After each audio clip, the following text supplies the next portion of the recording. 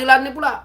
Tapi yang kedua, tadi nama dia PKR tu Parti Keadilan. Nama dia Parti Keadilan Rakyat, PKR. Lepas tu yang kedua kita tahu, PKR. PKR itu jadi Parti Kencing Rakyat. PKR sekarang ni jadi Parti Kencing Rakyat. Ini kata orang-orang PAS lah, kan? Kata orang pembangkang dahulu, tetapi rupa-rupanya betul. Sekarang ini PKR memang betul Parti Kencing Rakyat. Terbukti. Mereka konon-kononnya nak berjuangkan keadilan. Konon-kononnya hari ini, tadi saya tengok Nik Nazmi keluar kenyataan.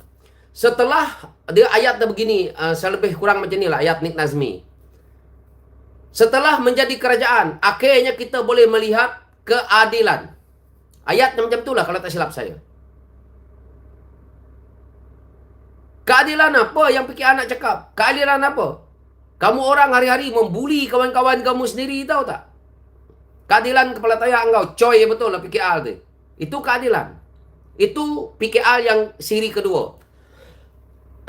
Ya. Yang pertama, PKR Parti Keadilan Rakyat. Selepas dia jadi Parti Keadilan Rakyat, dia jadi kerajaan, dia jadi Parti Kencing Rakyat.